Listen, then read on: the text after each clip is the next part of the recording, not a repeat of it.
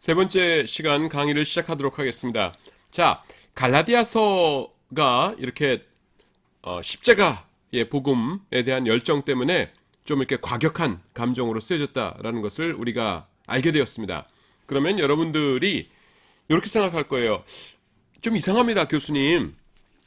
성경은 하나님의 감동으로 쓰여진 것인데, 다시 말해서 성령 충만함으로 쓰여진 것인데, 어떻게 성령 충만한 사람이 쓴 책이 이렇게 격한 감정으로 이렇게 좀 과격한 용어를 사용하면서 쓰여질 수가 있는 것이죠? 라고 생각할 수 있을 텐데, 성령 충만해도요, 우리가 감정적으로 격할 수 있어요. 그래서 구약에서 하나 예를 들어 볼게요. 여기 보시면은 시편 137편 역시 격한 감정을 보이고 있다 이렇게 나오고 있죠. 그래서 시편 137편을 좀 읽어볼게요. 처음에 이렇게 시작합니다. 우리가 바벨론의 여러 강변 거기 앉아서 시온을 기억하며 울었도다 이렇게 나와요. 요게 배경이 뭐냐 하면은 바벨론의 나라가 망했습니다. 망했는데 이 바벨론 군사들이 성인들은 포로로 끌어가면서 어린아이들은, 그러니까 아기들이죠. 말하기도 너무 부담스러울 정도로 잔인한데, 그 유대인들 아기들을 이렇게 발을 잡고서, 여러분 미안합니다. 충격적인 얘기인데 성경에 나온 얘기예요. 그래서 그 아이들을 이렇게 바위에다 메어 쳐가지고서는 몸이 깨져서 죽게 만들었어요. 그렇게 하고서는 이제 어른들을 끌어갑니다. 끌어가는 중간에 이제 잠깐 쉬면서, 야, 너네 유대인들, 너네 요즘 말로 말하면 이제 민속 노래죠. 노래죠. 너네 나라 노래 하나 해봐라. 이러면서 이러는 거예요. 그러니까 3절에서 이는 우리를 사로잡은 자가 거기서 우리에게 노래를 청하며 우리를 황폐케 한 자가 기쁨을 청하고 자기들을 위하여 시온 노래 중 하나를 노래하라 함이로다. 우리가 이방에 있어서 어찌 여호와의 노래를 부를꼬 하면서 그 시편 기자가 이제 분노합니다. 보통 이렇게 분노하는 시편이 나오다가 맨 끝에 가서는 어떻게 되냐면은 주여 저들 용서하소서라든가 아니면은 내가 그럼에도 불구하고 하나님을 찬양하겠습니다. 뭐 이러면서 끝나야 우리가 역시 시편 기자는 다르군 이럴 텐데 137편 마지막에 어떻게 되냐 하면요. 멸망할 바벨론아 내가 우리에게 행한 대로 내게 갚는 자가 유복하리로다. 내 어린 것들을 반석에 메어 치는 자는 유복하리로다. 이러면서 끝납니다. 너네가 우리 어린 아이들을 그렇게 끔찍하게 죽였지?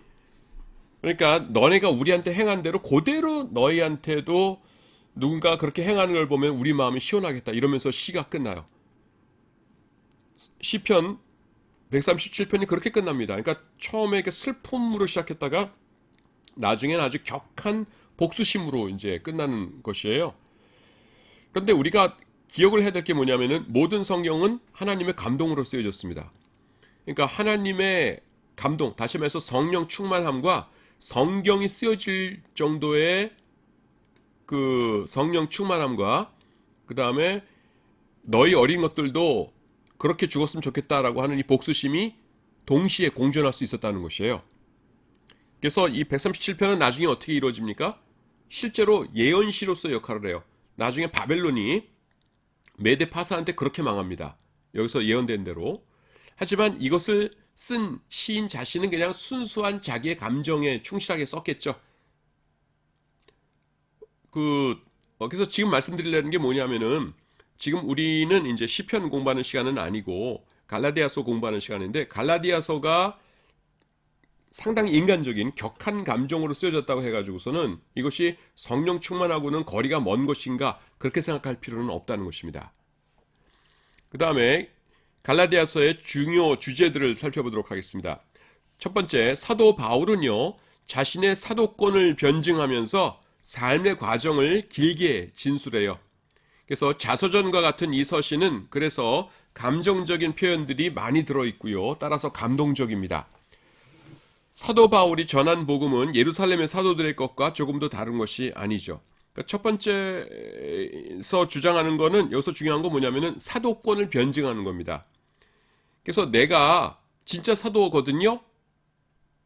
라는 것을 증명해야 그 다음에 자신이 갈라디아서에서 하고 있는 말이 권위를 갖게 되니까 그렇게 하는 것이죠. 그러면서 내가 어떻게 사도가 되었냐 하면서 자신의 인생 여정을 이렇게 쭉 이야기를 해요. 하나님께서 나를 어떻게 들어서 사용하셨다 하는 것이 나옵니다. 그래서 이 부분은 벌써 제가 앞에서 강의를 했었어요. 뭐 일부를 발췌하면은 1장 16절 보시면은 그 아들을 이방에 전하기 위하여 그를 내 속에 나타내시기를 기뻐하실 때 내가 곧 혈육과 의논하지 아니하고 또 나보다 먼저 사도된 자들을 만나려고 예루살렘으로 가지 아니하고 오직 아라비아로 갔다가 다시 다메섹으로 돌아갔노라. 이런 말씀 나오죠. 또 15절 앞에 보시면은 그러나 내 어머니의 태로부터 나를 택정하시고 그 은혜로 나를 부르신 이가 이렇게 나오죠. 그래서 내가 이방인의 사도가 되기 위해서 하나님이 나를 부르셨다. 내가 스스로 사도라고 하는 것도 아니고 그냥 사람들이 사도라고 하니까 그런가 보다 하는 것도 아니고 하나님께서 직접 나를 사도로 부르신 것이다 라는 것을 이렇게 쭉 말씀하고 있어요. 지금 말씀드린 구절들은 제가 사도 바울의 그 인생 여정을 이렇게 설명하면서 설명드렸던 그 구절입니다. 그래서 내가 전한 복음은 예루살렘 사도들이 전하는 것과 조금 더 다르지 않다. 나도 그들과 똑같이 하나님으로부터 부름받은 사도다 하는 것을 밝히고 있습니다. 두 번째, 갈라디아서의 주제는요, 이신층의 복음이요.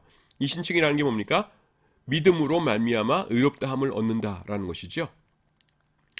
그래서 구원은 무엇으로 얻는 것이에요? 믿음으로, 오직 믿음으로 얻는 것이기 때문에 할례는 불필요합니다. 여러분, 믿음과 할례라는 게 뭐예요? 여기서 그 믿음, 그 다음에 뭐 할례 그러는데 할례는 계명 율법을 대표하는 것이죠. 이건 뭡니까? 우리가 열심히 뭔가를 하는 것이고 믿음이라는 것은 뭐예요? 누가 하셨어요? 예수님께서 다 하셨죠. 우리를 위해서. 그리고 우리는 뭐예요? 아멘으로 예수님께서 하신 일을 받아들이면 되는 것이에요. 그래서 우리가 하는 것이 없이 예수 그리스도께서 다 이루신 것이고 할례를 행하고 하는 건 뭡니까? 우리가 인간이 노력하는 것이죠. 그래서 우리의 힘으로 구원받는 것 아닙니다.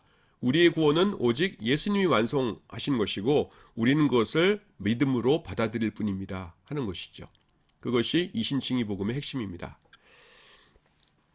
다시 할례를 받는 것은 유대인들도 감당하지 못했던 멍에를 지려는 것이요 죄의 종이 되려는 것이다. 이건 아까 설명했어요. 구약 시대 때 유대인들이 율법으로 의롭다함을 받으려고 하다가 성공했어요? 실패했어요? 다 실패했거든요.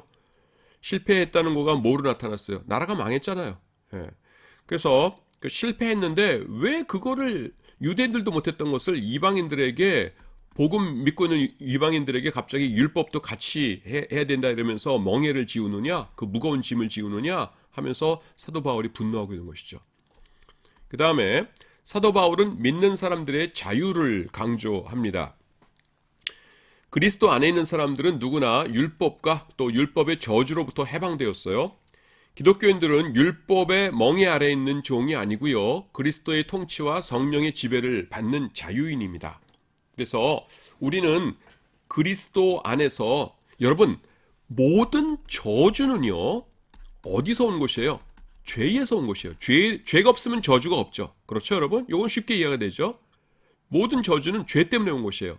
그런데 예수님의 십자가로 인해서 어떻게 됐어요? 죄가 용서함 받았어요. 우리는 죄와 상관없는 사람이 되었고요. 죄가 우리를 공격하지 못합니다. 그러니까 우리가 죄와 상관없는 사람, 죄의 권세로부터 벗어난 사람이 되었으니까 어떻게 된 거예요? 우리는 저주로부터 벗어난 사람이 된 것이에요. 그래서 여러분들이 이거는 지금 여러분들이 뭐 갈라디아서를 공부할 때뿐만 아니라 남은 평생 살면서 기억해야 되는 것인데요. 저주는요. 모든 저주는 예수님의 십자가 앞에서 무력합니다. 당연한 얘기 같죠. 근데 이게 안 당연하게 들릴 때가 있어요. 뭐냐면은 사탄 마귀가 우리에게 주는 저주는 그 죄로 인해서 물리쳐야지라고 하는데 성경에 보시면은 하나님이 직접 저주하시는 것들이 있습니다. 그래서 내가 물론 구약 성경에 나오는 것들인데 그런 저주 아래 있다 했을 적에 하나님이 직접 주신 저주인데 이것을 맞서 싸워야 되는 건지 아니면은 저주 아래 이렇게 묵묵히 짐을 지고 가는 것이 하나님을 올바로 섬기는 것인지 헷갈릴 때가 있습니다. 예수 믿는 사람은요, 모든 저주, 남김없이 모든 저주에 대해서 대항하면서 싸워야 돼요. 이건 여러분의 현재의 삶과 관련되어 있을 수도 있고요. 여러분들이 미래에 살면서 평생 살면서 당하는 어떤 일과 관계에 있을 수도 있어요. 예를 들어 볼게요. 어떤 사람이 이제 이렇게 생각을 합니다. 하나님께서 3, 4대까지 죄인에게는 3, 4대까지 저주를 내리겠다 그러시잖아요. 그러니까 어떤 사람이 예수님을 믿었는데 되는 일마다 잘 안 돼요. 그래서 왜 이러지 했더니만은 자기 4대죠. 할아버지가 박수였어요. 박수무당. 여러분 그거 아십니까? 박수무당이라고 그러잖아요. 그래서 이제 그 박수는 남자고요. 여자를 무당이라고 그래요. 그래서 박수와 무당이 역할은 같은 겁니다. 그래서 할아버지가 이 박수였는데 이 사람이 뭐냐면은 교회에다 불 지르고 막 이런 짓 한 거예요. 그래서 깨달은 겁니다. 3, 4대까지 저주를 내리신다고 했는데 내가 4대째구나. 그러니까 나 때는 내가 죽을 때까지 아무리 해도 하나님의 저주 아래 살아가겠구나. 내 아들은 예수 잘 믿으면 잘 되겠지. 나는 포기다. 그러면 안 됩니다. 예, 예수님의 십자가를 의지해 가지고서요. 하나님 이 저주 물리쳐 주세요 하면서 내가 하나님 열심히 섬기겠습니다 하면서 더 열심히 살아야 되죠. 교수님 그게 이상한데요. 이 말씀이 맞는 것 같은데요. 교수님 말씀이 틀린 것 같은데요. 그런 학생도 있을지 모르겠어요. 한 가지 예를 더 들어드릴게요. 이건 진짜로 역사상 일어났던 일인데요. 20세기 초에 영국 교회사를 읽어보면은 무슨 일이 있냐 하면은 아기를 낳는 그 산모 있죠? 임산부라고 할까요? 산모라고 할까요?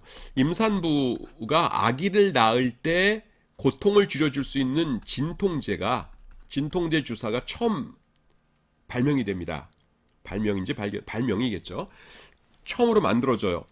그래서 여자들이 너무 기뻐했어요. 드디어 우리도 아기 낳을 때에 고통을 좀 완전히 없어지진 않겠지만은 덜 느끼면서 아기를 낳을 수 있게 되었구나. 아이고 감사하기도 해라 하면서 기뻐했어요. 그런데 일부 남자들이 기독교인들이 반대를 했어요. 왜냐하면은 아기를 낳을 때의 그 진통이라는 것은 누가 그 내리신 것이에요? 성경에 보면 하나님께서 직접 내리신 그 형벌이에요. 하와가 죄를 범했으니까 하나님께서 네가 아기를 낳을 때의 그 고통을 내가 더할 것이다 라고 하신 거거든요. 그래서 예수님을 잘 믿는 남자들 가운데서 그건 안 된다. 하나님께서 직접 그 아기를 낳을 때의 고통을 명령하신 것인데 그걸 우리가 어떻게 함부로 진통제로 없애느냐. 내 부인한테는 내 딸한테는 그런 주사 놔줄 수 없다 해가지고선 반대를 했어요. 근데 그 사람들이 이제 그 영국의 어떤 여성 단체에 의해서 그냥 완전히 박살이 나버렸습니다. 뭐냐면 그 여성들이 어떻게 주장했냐면은 이 나쁜 남자들아 잘 들어보세요. 재밌어요. 하나님께서 에덴 동산에서 하와 저주하실 때 하와만 저주하셨냐? 남자 아담도 똑같이 저주하셨다. 남자에게서는 뭘 저주하셨냐면은 여자에게는 이제 그 진통, 아기 낳을 때 진통을 저주하셨고 남자들에게 뭘 했냐면은 수고, 노동의 수고를 더하셨다. 내 이마에 땀이 흘려야 땅이 소산물을 낼 것이다 해가지고서는 그 노동의 수고를 그들에게 벌을 남자들에게 내리셨다. 근데 너네들 지금까지 몇천 년 동안 농기구 엄청나게 만들어 놓지 않았느냐? 수고 조금이라도 줄이기 위해서 뭐 트랙터도 만들고 경운기도 만들고 뭐 엄청난 것들 만들어 가지고서는 일 덜 어렵게 만들려고 그랬는데 근데 우린 수천 년 만에 겨우 이제 그 주사기 하나 나왔는데 이거를 놔주니 못 놔주니 하면서 이 진통은 하나님이 주신 저주다 어쩌졌다 이런 걸 하는데 이 나쁜 남자들아 너네들도 만약에 우리한테 주사 놔주기 싫거들랑은 그 하나님께서 너네들 그 일하는 거 이 노동의 고통 노동의 수고 하나님이 직접 내리신 거니까 경운기 뭐 트랙터 이런 거 다 그 때려 부수고 내일부터 나 타고 그 다음에는 곡괭이만 들고서는 밭에 나가서 일해라 이렇게 나온 거예요. 굉장히 논리적이죠. 그래서 남자들이 조금 고민하다가 알았어 주사 놔줄게 그러고서는 그 논쟁이 일단락됐어요. 여기서 알 수 있는 게 뭡니까 여러분? 하나님께서 직접 내리신 저주라고 할지라도요, 하나님께서 원하시는 것은 우리가 거기서 벗어나기를 원하시는 것이에요. 그래서 여러분들이 지금 뭐에 눌려 있건 우리 주 예수 그리스도의 십자가의 권세로 물리칠 수 없는 저주는 존재하지 않습니다. 다시 말해서 예수님의 십자가보다 강력한 저주의 힘은 존재하지 않아요. 그러니까 예수님 의지하면서 그 죄의 권세, 저주의 권세와 싸우면서 사는 여러분들의 남은 인생이 되기를 바랍니다. 그 다음에 에베소서로 가도록 하겠습니다. 에베소서는요, 제가 그 각 번 들어갈 때마다 그 책의 좀 특징적인 것들을 이렇게 짚어드리죠. 에베소서는 뭐냐면은 회람서신이에요. 회람서신. 요것이 무엇인지 좀 설명을 드리도록 할게요. 에베소서는요, 에베소에 보낸 편지인데, 에베소라는 곳은요, 사도 바울과 굉장히 친숙한 곳입니다. 굉장히 오래 사역을 했고 아는 사람들 많고 그래요. 에베소 교회의 사정에도 정통하고. 근데 그 사도 바울하고 굉장히 친했던 그 사도 바울하고 굉장히 오랫동안 그 친하게 지냈던 사람들에게 보낸 편지인데, 에베소서가 좀 이상해요. 뭐냐면은 그 에베소서의 사람들에 대한 인사 같은 게 없어요. 예. 그래서 그 특정한 어떤 그 이슈나 이런 거에 대해서도 언급이 없고 뭐 사람에 대해서 인사도 없고 그래요. 그래서 에베소에 보낸 게 맞나? 이렇게 생각하는 겁니다. 그래서 어떻게 생각하냐면은 에베소서라는 게 이런 거일 것이다. 사도 바울이 편지를 써가지고서는 여기 이제 터키고요. 지금 터키. 여기가 에베소인데 요 근처에다가 사람 손에다가 편지를 보냈을 것이다. 그래서 똑같은 편지를 이렇게 보내가지고서는 이거 복사하듯이 똑같이 베끼면 되니까. 그래서 여기다 보내면서 요 교회 보낼 때에는 그 교회 이름을 이렇게 여기다 쓰고, 요 교회 보낼 적에는 그 교회 이름을 쓰고, 여기다 교회 이름을 쓰고 해가지고서는 앞에 교회 이름만 바꿔가지고서는 똑같은 편지를 이 근처에다가 다 보냈을 것이다. 그래서 서로 돌아가면서 보는 서신이라고 해서 이런 류의 서신을 회람서신이라고 그래요. 회람. 그런데 다른 교회에 보낸 편지는 어쩌다 보니까 다 없어지고 불타 없어지고 뭐 잃어버리고 이렇게 되는데, 에베소에 보낸 편지만은 남아 있어가지고서는 지금 에베소서라고 불리는 것이다. 이렇게 생각을 합니다. 요건 여러분들이 어떤 걸 보냐 하면은 은행에서 고객들한테 이렇게 편지 할 때 보면은 맨 앞에 이를테면 이름 써가지고선 아무개 고객님께 이렇게 오죠. 그래서 근데 내용은 뭐예요? 지금 그 은행 고객들 뭐 수십만 명한테 똑같이 보낸 거죠. 근데 앞에 이름만 컴퓨터로 자동으로 이렇게 바꿀 수가 있는 거예요. 여러분 그거 아십니까? 지금 뭐 이거 강의하다가 좀 이상한데 메일 머지라는 기능이 있어요. 메일 머지. 아래 한글에 다 있어요. 메일 머지 기능이란 게 그거예요. 그래서 한쪽에다가는 사람이든 따따따따 놓고, 여러분들이 이를테면 주일학교 학생들 뭐 100명에게 편지 보낸다. 그러고서는 아무개야 잘 있었니 이렇게 한 다음에 여기다가 이걸 선택해 놓으면은 프린트 하라고 명령을 내리지 않습니까? 그러면은 얘가 알아서 요거가 A, B 하면 B가 알아서 A에 있는 요 이름을 하나씩 바꿔가면서 프린트를 해주는 기능이에요. 그걸 메일 머지라고 그래요. 그래서 100장 쫙 뽑으면은 요 내용은 같고 여기다가 집어넣어라 한 거에 아이들 이름만 전부 다 바뀌어서 여기다 들어가 있습니다. 이걸 모르는 전도사님은 어떻게 해야 돼요? 여기다가 사람 이름 따따따따 친 다음에 한 장 뽑아내고, 그 다음에 여기다가 또 다른 사람 이름 따따따 친 다음에 한 장 뽑아내고, 그러면서 밤새 하겠죠. 그 메일 뭐지? 내가 지금 이거 강의하는 시간은 아닌데 지금 이런 기능이 있다는 거 여러분들이 알려드리니까 참고해서 잘 써먹기 바랍니다. 그런데 지금 이 메일머지 이름을 얘기를 왜 하냐면은 회람세신이 딱 그런 거였다고요. 그리고 그 중에 하나가 에베소서라고요. 그래서 에베소서에는 에베소 교회의 특정한 뭐 사람들 이름이라든가 이런 것이 등장하지 않아요. 그래서 회람서신이구나. 메일머지로 보낸 거였구나.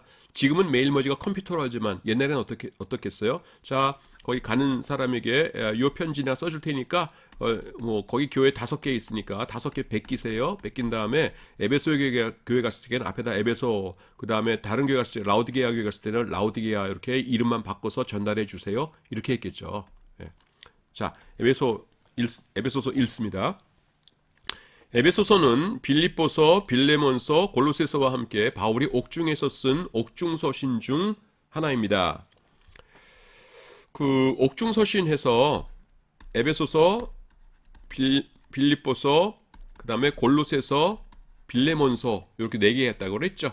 사실은 하나가 더 있어요. 그게 뭐냐면은 디모데 후서가 감옥에서 쓴 겁니다. 근데 이거는 그 목회서신에 들어가기 때문에 디모데 후서는 옥중서신이라고 그러진 않아요. 자, 요걸 여러분들이 앳빌골몬 이렇게 외워두시면 좋을 것 같아요. 앳빌골몬.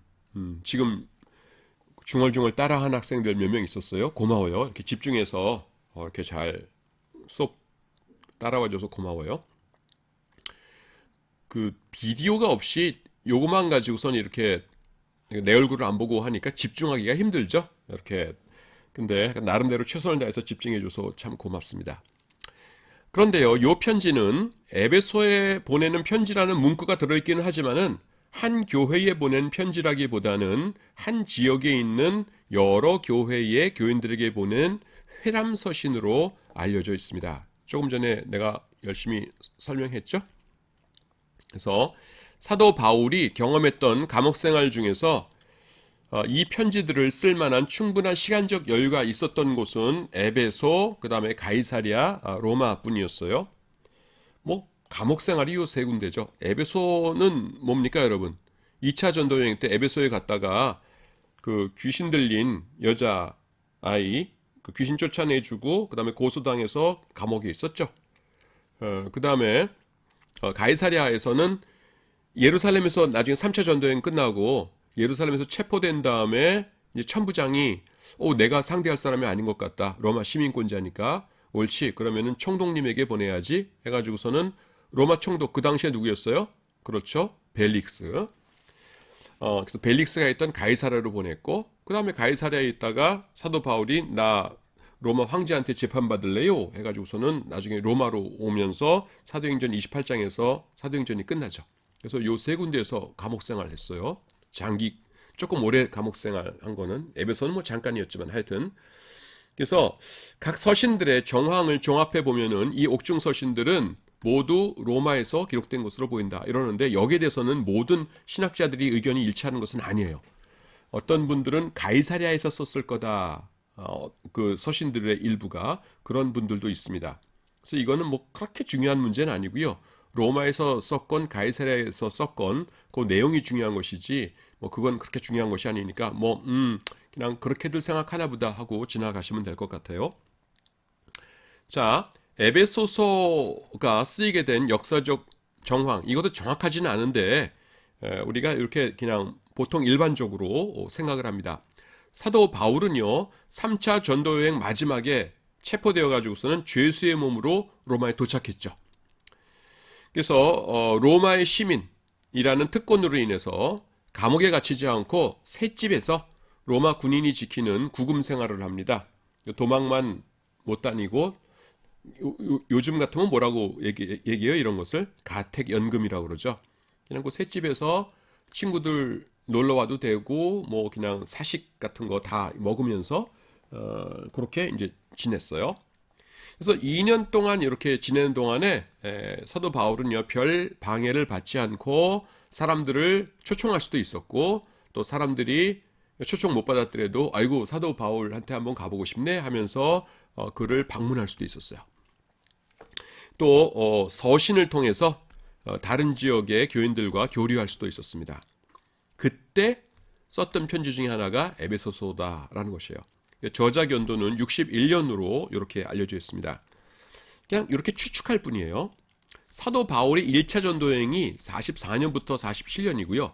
2차 전도여행이 47년 혹은 48년 초부터 51년까지고요. 3차 전도여행이 그 다음 해인 52년부터 58년 혹은 59년이에요. 그래서 58년, 59년에 이제 예루살렘에서 체포돼 가지고 가이사랴로 압송돼 가지고선 2년 지났으니까 여기다가 2 더해 보세요. 60 내지 61년이죠. 그래서 그 해가 이제 로마의 이제 로마로 출발하는 그런 때이죠. 그래서 그것도 빨리 잡았을 경우에 61년경, 58년에 끝나고 2년 동안 그 감옥 생활 한 다음에 그 다음에 로마에 있는 거로 이렇게 봤을 때 61년 이렇게 나옵니다. 이런 것도 뭐 여러분 외울 필요는 없어요. 그냥 앞에랑 끝에 정도 외워두세요.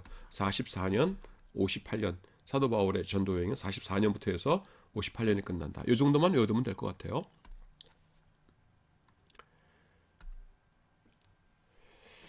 그래서 이게 격리되어서 있는 비교적 자유롭게 지낸 요 2년의 기간 동안에 바울이 뭐 했겠어요? 그 다니지 못하니까 기도할 수 있었겠죠. 그리고 묵상할 수 있었겠죠. 그래서 바울에게는 귀중한 시간이었을 것 같아요. 그 전에는 사역을 하느라고 힘들었었는데 이제는 어디 돌아다니면서 사역을 못하고 기도하고 그다음에 성경 말씀 굉장히 많이 읽었을 것 같아요. 굉장히 많이 읽으면서 이제 묵상하고 그렇게 보냈겠죠. 그래서 자신의 지난 사역을 돌아보면서 교회들이 알아야 할 것을 정리해 가지고서는 적은 것이 에베소서입니다. 따라서 에베소서는요 한 통의 편지라기보다는 신학 문서라고 보는 것이 더 타당할 수 있어요. 그래서 굉장히 중요한 내용들이 많이 포함된 뭐 어떤 성경은 안 중요하겠습니까마는 에베소서는 이렇게 그러니까 감옥에서 이렇게 깊이 있게 묵상하고 기도하고 그러면서 이거는 내가 그 터키에 있는 이쪽 교회 교인들에게 반드시 다 알려야겠다라고 해서 쓴 내용이니까 중요하겠어요? 안 중요하겠어요? 굉장히 중요하죠. 그래서 에베소서가 그런 종류의 편지라는 것입니다. 수신자는 뭐 첫 줄은 너무나 당연한 것이에요. 에베소서는 사도 바울이 옥중에서 에베소에 있는 성도들에게 써보내는 것입니다. 그러나 이 편지의 수신자가 에베소 교회의 교인들이라는 데에는 몇 가지 석연치 않은 문제가 있어요. 요 석연치 않은 문제들 때문에 우리가 에베소서는 회람서신이다 이렇게 본다고 했죠. 그 이유가 뭐냐면 첫 번째가요. 에베소서를 포함하고 있는 가장 오래되고 가치가 큰 신약 성경의 사본들 중에서 세 사본에는요. 에베소라는 지명이 서원에 들어있지 않아요. 그냥 이 사본들에는 어떻게 되어 있냐면은 바울은 성도들과 그리스도 예수 안에 있는 그냥 신실한 자들에게 편지한다 이렇게 되어 있습니다. 사본이라는 게 뭐냐면은 세 사본이라는데 여러분 사도 바울이 제일 먼저 어떤 편지를 썼겠죠. 이건 뭐 에베소서뿐만 아니라 모든 것이 마찬가지인데요. 그러면 요게 원본이죠. 원본. 그러면 그 당시에는 사도 바울이 뭘 썼다 그러면은 각 교회에서 우리도 좀 베끼게 해주세요 해서 베껴갈 수는 자기 그 교회에서들 막 읽었어요. 워낙 귀하고 은혜스러우니까. 그래서 이거를 손으로 베낍니다.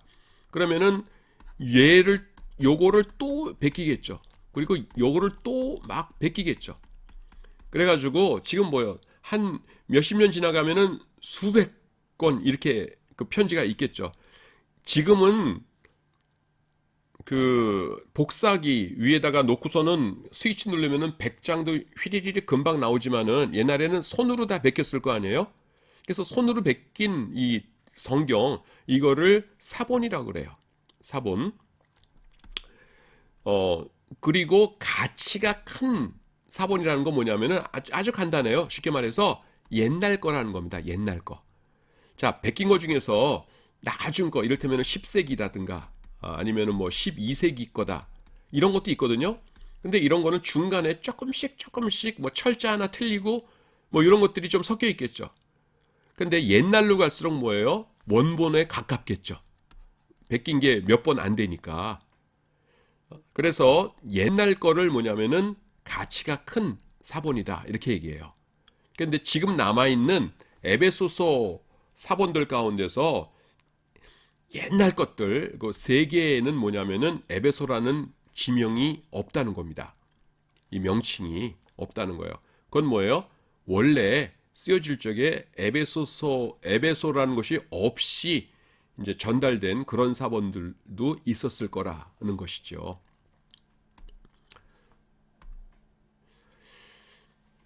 그래서 여기 왜 없지? 에베소서인데 이렇게 생각하는데 원래는 에베소라는 것이 있었는데 나중에 필사 과정에서 손으로 베끼는 과정에서 그거를 빠졌다고 설명하기는 어려워요. 그렇죠? 성경책이 얼마나 귀중한데 거기다가 자기가 빼거나 아니면 더하거나 하는 거는 생각하지 못할 일이었겠죠. 그래서 에베소라는 이름이 당당하게 있는데 그걸 베낀 사람이 왜 빼겠어요? 그래서 이건 원래 있었는데 빠진 건 아닐 거고 원래 이 지명이 없었는데 후대 사본들이 이 지명을 집어넣었을 것이다 라고 설명하는 것이 더 설득력이 있어요. 그래서 이것이 에베소라고 하는 지명이 없는 사본들이 있는 것으로 봐서 이것은 에베소서에만 보낸 것이 아니라 딴 데 보내려고 그 부분을 빠뜨려 놓은 거죠. 빠뜨려 놓던 사본들 중에서 지금 베낀 것들이 지금 남아있구나 이렇게 본다는 것입니다.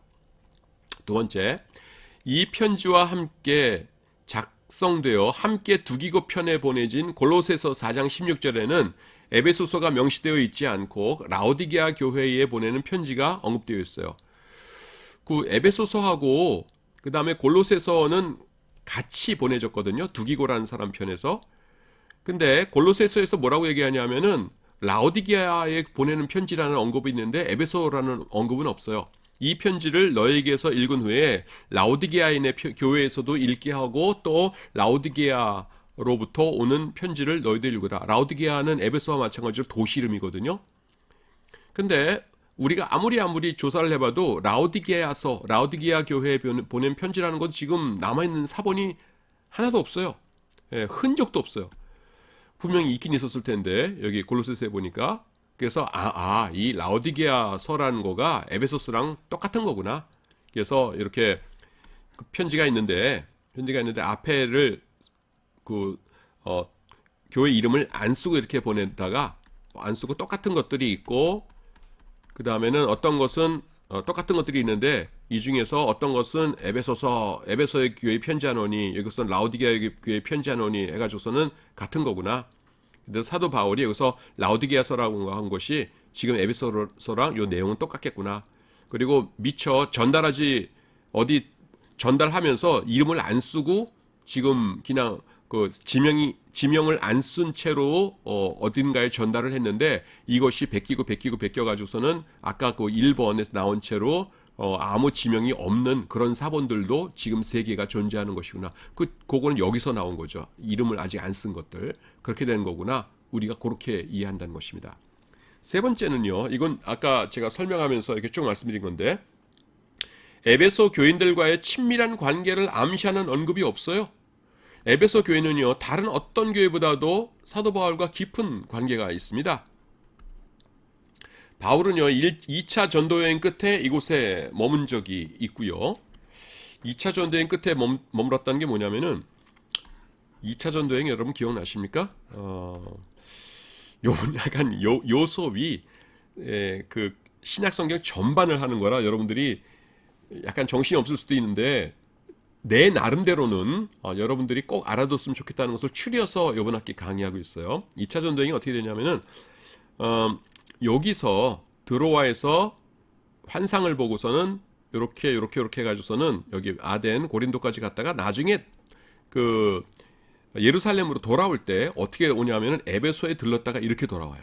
그래서 여기 그 올 때 들렀던 항구예요. 그래서 2차 전도 여행 끝에 이곳에 머문 적이 있고요. 3차 전도 여행 중엔 이곳에서 3년을 목회했죠. 쭉 가가지고선 여기서 두란노서원에서 강의했잖아요. 또 예루살렘으로 가는 도중에 밀레도에 들러서 밀레도는 바로 밑에 있는 항구예요. 여기 들러서 장로들을 불러서 해변 기도회를 하면서 작별 설교를 했었죠. 그렇기 때문에 이 에베소라는 곳은 아주 특별한 관계와 애착심이 있을 이런 교회예요. 그런데 그런 교회에 편지를 써보내면서 그 앞에 서원이나 결혼에 누구에게도 인사의 말을 적지 않았다는 것은 다른 서신들과 비교해 볼 때 이해하기 어려운 일입니다. 별로 친하지 않은 교회 보내면서도 앞쪽 뒤쪽에 특히 뒤쪽에 누구누구가 인사하노라 아니면 앞쪽에 누구누구 잘 있느냐 이런 거 이제 쓰는 법인데 에베소서에는 에베소 교회는 그렇게 1차, 2차, 3차 전도 여행 때 관계가 깊었던 곳인데 그 전혀 언급이 없어요. 어떻게 이럴 수가 있느냐는 것이죠. 그래서 이것은 회람 서신이구나 이렇게 생각한다는 겁니다. 네 번째, 에베소서에는요. 사도 바울이 이 서신의 수신자들을 대면한 적이 없다는 암시가 두 구절에 나옵니다. 1장 15절 보시면은 이를 인하여 주 예수 안에서 너희 믿음과 모든 성도를 향한 사랑을 나도 듣고 만나본 적은 없고 그냥 듣기만 했대요. 그 다음에 3장 2절 보시면은 너희를 위하여 내게 주신 하나님의 그 은혜의 경륜을 너희가 들었을 것이다. 당신들에 대한 이야기도 내가 들었고 나에 대한 얘기도 당신들이 들었을 거요. 이렇게 얘기한다는 겁니다. 근데 에베소 교인하고는 무지하게 친했었거든요. 그래서 이 내용을 보면은 바울과 수신자는요 함께 동고동락하면서 신앙생활을 하던 사람들이라기보다는 서로에 대해서 그냥 듣고 아는 사람들이었다는 것이에요. 근데 만약에 그 에베소를 중심으로 한 그 이 지역에 보내는 회람 서신이었다면은 이렇게 쓸 수 있죠. 모든 것을 다 알진 않았을 테니까. 그래서 회람 서신이다 이렇게 본 겁니다. 자, 위와 같은 점들에도 불구하고 그러니까 에베소 교회에다 보낸 것 같지 않은 그런 느낌에도 불구하고 이 서신이 에베소서로 이름이 불리게 된 것은 다음과 같이 설명돼요. 사도 바울은 에베소가 포함된 소아시아 지역, 이 터키 남서부 지역 여기를 소아시아라고 그래요. 그 소아시아 지방의 교회들에게 회람시킬 목적으로 두루두루 읽힐 목적으로 이 서신의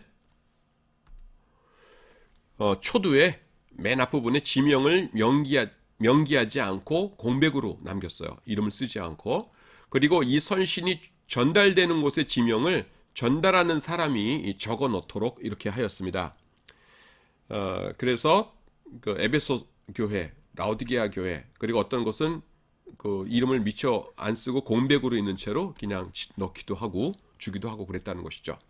물론 이것은 그냥 우리가 상상하는 것이요. 추정일 뿐이지만은 에베소서에 그 교회 교인들에 대한 사적인 인사나 언급이 없다는 것은 이것이 회람 서신이었을 가능성을 굉장히 강하게 시사해 줍니다. 에베소서의 수신자는요 이방인들로 이루어진 교회들이었어요. 당연하죠. 에베소가 여기니까 예루살렘이랑 얼마나 멀어요. 터키 남서쪽에 있는 항구거든요. 그러니까 이방인들 중심이었겠죠. 사도 바울은 그들의 과거와 현재를 비교하면서 그들에게 영광스러운 교회의 비밀을 알려주고 필요한 충고를 하기 위해서 이 편지를 기록했습니다. 자, 에베소서의 주제들을 살펴보도록 하겠습니다. 사도 바울은요, 에베소서에서 예수님을 믿고 구원을 얻는다는 것이 얼마나 영광스러운 일인가 하는 것을 강조하고 있습니다. 이 구원. 그래서요, 그 에베소서에 보시면은 창세전에 하나님께서 너희를 택하셨다. 이런 말씀이 나옵니다. 그래서 그것은 하나님께서 영원전의 계획과 섭리에 의한 것이에요. 아무나 구원받는 것이 아니고 우연이나 아니면은 인간적인 선택으로 되는 것이 아니고 하나님의 섭리에 의해서 선택받은 사람들이 구원받았다라는 것입니다. 그래서 우리는 인생을 살다가 내가 13살 때 그때 처음으로 교회 갔는데요. 이렇게 생각하지만은 에베소서의 하나님의 말씀에 따르자면 뭐예요? 세상이 창조하기 이전부터 하나님께서 이 녀석 구원해 해야지 하면서 예정하셨다가 그 예정에 따라서 내 인생을 이렇게 인도하셨고 그래서 13살 때 내가 구원을 받게 된 거다라는 것입니다. 그래서 내가요 엄청난 그 하나님 앞에서 보배로운 존재예요. 자, 내가 그런 자라는 것을 알게 되면은 내가 어떻게 살아야 될까요? 신분에 맞게 살아야 되죠. 또 하나님께서 나에게 기대하시는 그 기대에 어긋나지 않게 살아야겠죠. 그래서 모든 신자들은요 이렇게 귀한 자들이기 때문에 어두움의 일을 벗고 빛의 자녀들로 살아가야 합니다. 그 다음에 두 번째는요 예수님께서 얼마나 위대하신 분인가 하는 것, 그러니까 그리스도의 탁월성이 강조되고 있어요. 그리고 예수님과 함께하는 우리 그리스도인들의 축복된 상황이 언급되고 있습니다. 저는 이런 성경 말씀을 읽으면 딴 거보다도요, 그냥 저거 하나가 너무 감사해요. 나는 뭘 믿냐 하면은요, 여러분들의 교수인 저는 뭘 믿냐 하면은 영원한 천국과 영원한 지옥을 믿습니다. 근데요, 지옥이 끔찍한 건 뭐냐면은 고통이 있는데 그 고통이 영원해요. 끔찍하지 않습니까? 100만 년이라고 하면은 희망이 있죠. 이제 끝날 거야 라고 하는. 근데 지옥은 영원히 지속됩니다. 천국도 영원하고요.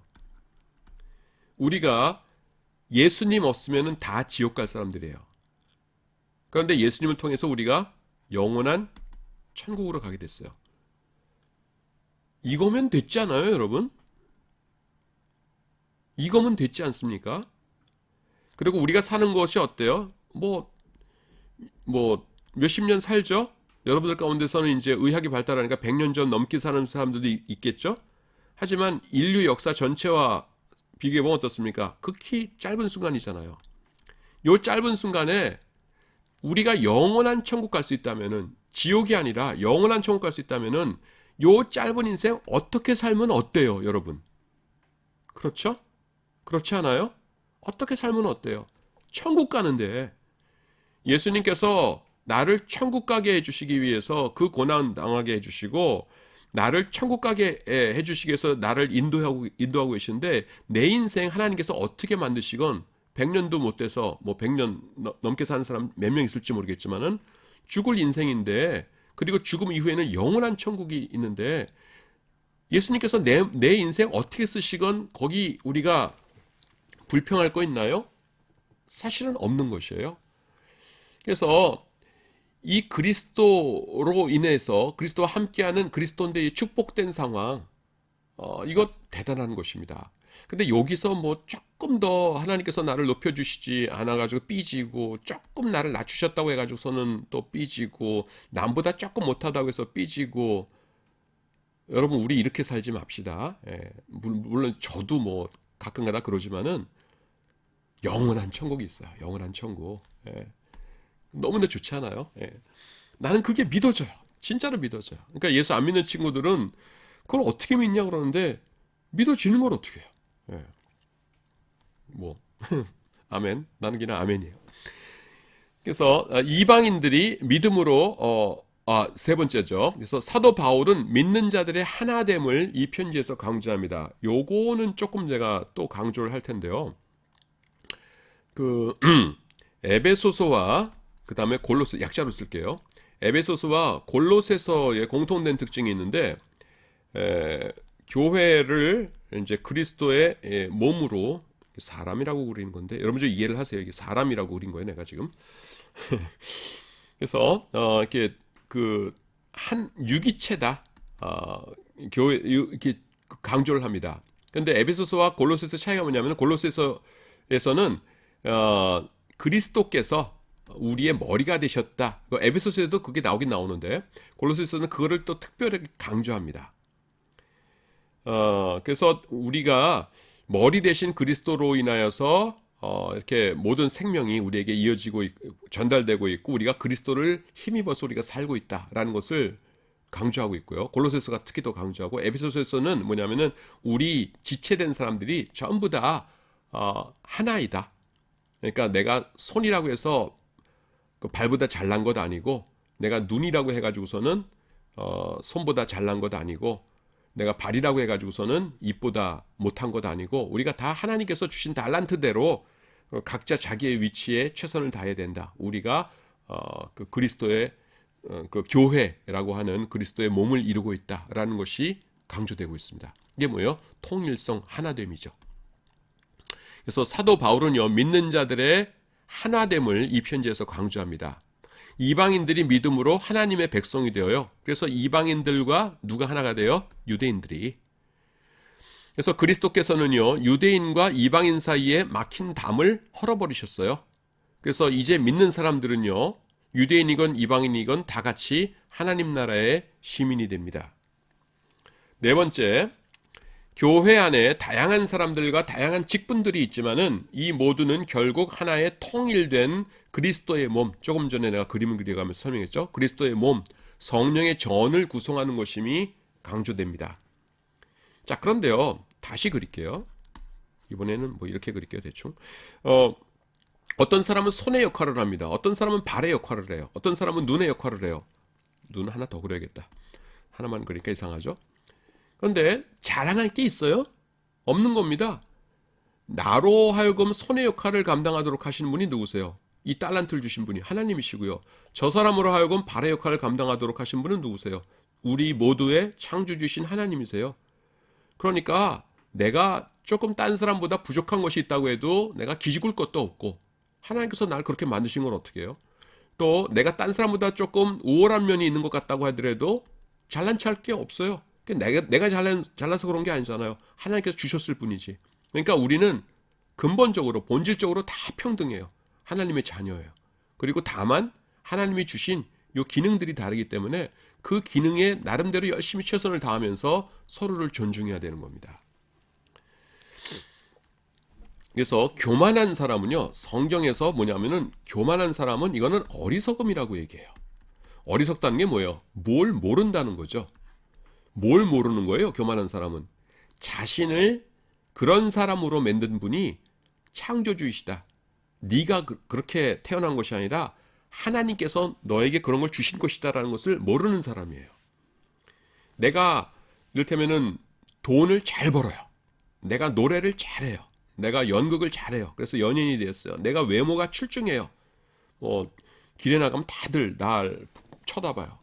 내 얘기 하는 거 아니에요? 난 오징어예요. 그런데 교만하면 된다고요? 아니라고요. 그렇게 나를 만드신 분이 누구세요? 하나님. 그걸 모르는 사람이 교만하고 그건 뭐예요? 어리석은 거죠. 예. 자기 창조주를 기억하지 못하는 겁니다. 그래서 에베소서에 언급된 교회는요, 지역교회 혹은 지교회 개념이 아니라 전체 교회, 즉 예수님을 믿는 모든 사람들을 지칭하는 개념이에요. 그래서 교회라는 것이 뭐 여기 몸 하나 있고 그 다음에 부산에 또 몸 하나 있고 이런 것이 아니라 전 세계 모든 교회를 아우르는 그리스도의 몸으로서의 그 일반 교회를 말합니다. 그 다음에 빌립보서로 넘어가도록 하겠습니다. 빌립보서는요, 사도 바울이 옥중에서 빌립보 교회에 보낸 편지입니다. 그 바울이 에베소의 옥중에서 이 편지를 기록했다라는 주장이 있지만은 로마의 구금 생활 말기에 기록했을 것이라는 주장만큼 강력하지는 못해요. 빌립보서는요, 빌립보 교회가 자신에게 베푼 사랑에 대한 감사를 표현하기 위해서 쓴 사도 바울의 감사의 편지입니다. 왜 말기라고 그러냐면은 빌립보서에 보면은 이제 내 감옥 생활이 이제 끝날 때가 되었다라고 하는 그런 비슷한 암시들이 보여요. 그래서 이것은 좀 후기에 그 감옥 생활 가운데서도 좀 후기에 쓰여졌구나 이렇게 봅니다. 여기에 이제 그 설명이 다시 나옵니다. 다른 옥중 서신들, 즉 에베소서와 빌레몬서, 골로새서는 내용이나 역사적 상황 등 여러 가지 면에서 서로 얽히고 관계가 되어 있어요. 그래서 빌레몬서는 뭐 나중에 나오겠지만은 그 오네시모라는 종을 그 빌레몬이라는 장로님에게 돌려보내면서 쓴 거거든요. 근데 그 빌레몬 장로님이 어느 교회 장로님이냐면은 골로새 교회 장로님이에요. 그래서 이거 같이 출발합니다. 요 편지들이 뭐 그렇게 돼가지고 하여튼 뭐 비슷비슷한데 이 빌립보서만 뚝 떨어져 있어요. 이것들은 거의 같은 시기에 기록된 것이라는 인상을 주는 반면에 이 빌립보서는 상황이 혼자서 달라요. 왜냐하면은 빌립보서는요, 석방이 임박했다는 그런 암시, 최소한 그의 사건에 대해서 재판이 곧 있을 것이라는 암시가 들어있어요. 2장 24절이라고 했는데 23절부터 읽을게요. 그러므로 내가 내 일이 어떻게 될 것을 보아서 곧 이 사람을 보내기를 바라고, 그 다음에 24절 나도 속히 가기를 주 안에서 확신하노라 이렇게 얘기합니다. 23절에서 이 사람이라는 게 디모데거든요. 그래서 디모데를 먼저 보내고 나도 조금 있으면은 디모데 따라서 나도 갈 것 같아요. 이렇게 얘기하는 겁니다. 그러니까 뭐예요? 갈 것 같다는 게 뭐예요? 감옥에서 나갈 것 같다는 얘기죠. 그래서 다른 것보다 조금 전에 말씀드렸듯이 빌립보서는 이제 감옥 생활이 거의 끝나간다는 그런 뉘앙스를 좀 주고 있습니다. 자, 시간이 다 됐네요. 여러분, 이번 주에도 이렇게 좀 어려운 내용들인데 이렇게 열심히 강의를 들어줘서 여러분 고맙습니다. 자, 여러분 수고하셨습니다.